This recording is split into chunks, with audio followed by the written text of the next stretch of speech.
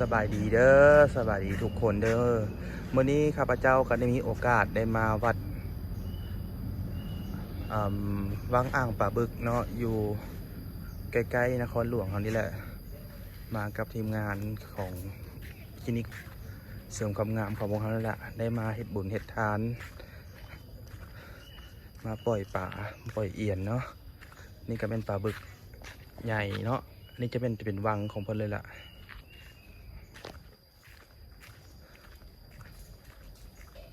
วัดแห่งนี้ก็เป็นสถานที่ศักดิ์สิทธิ์แห่งหนึ่งก็ว่าได้เนาะซึ่งผู้คนเพิ่นก็ได้มากราบมาสักการะบูชาได้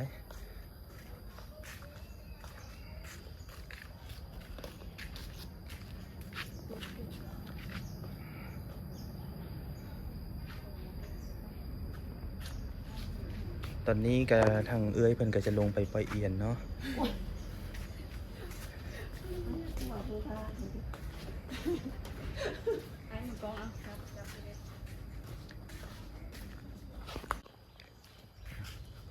ตอนนี้เราก็จะลงไปปล่อยเอียน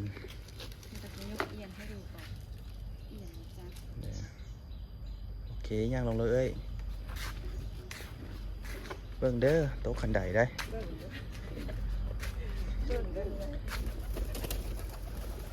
นกกังเก๋เนาะ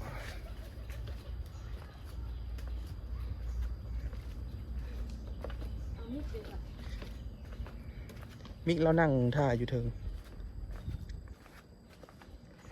นี่ก็จะเป็นน้ำของซึ่งจะเป็นวังหรือว่าเป็นอ่างของป่าบึกตัวใหญ่ๆที่ว่าเขาถ่ายอยู่เทิงๆกินเนาะ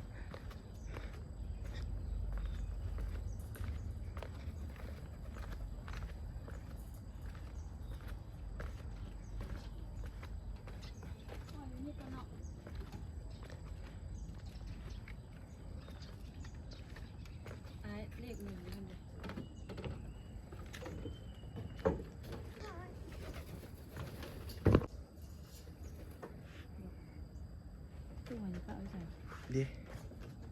พี่ได้มาฮอดมาถึงแล้วเด้อเจ้าถิ่นเจ้าฐานสวยสุขสวยยุการงานรับเลื่นเงินคำไหลมาเทมาเด้อ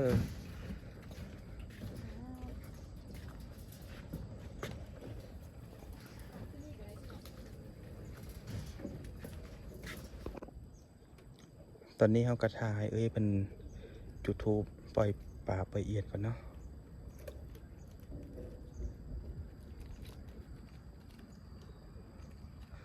สำหรับไผ่นอกที่ได้ก่ายมาทางวัดนี้ก็ให้จักมาให้มาทำบุญทำทานนั่นแหละเนาะ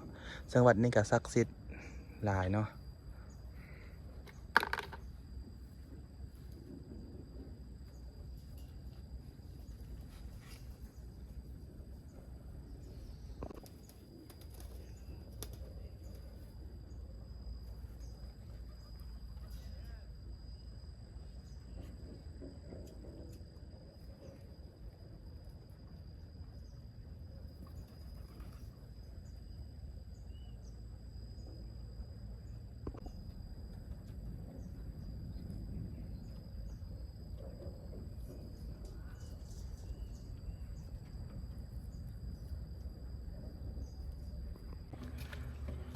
เอาเนาะ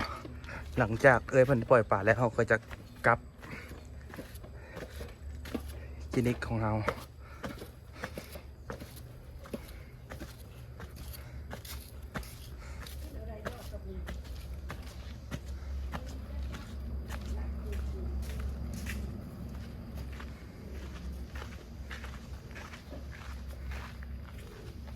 ลิงดูคือมิกเลยหวังมาให้เขาด้วยฮัลโหลเยอะsay hi นะ say hi กล้องนะแม่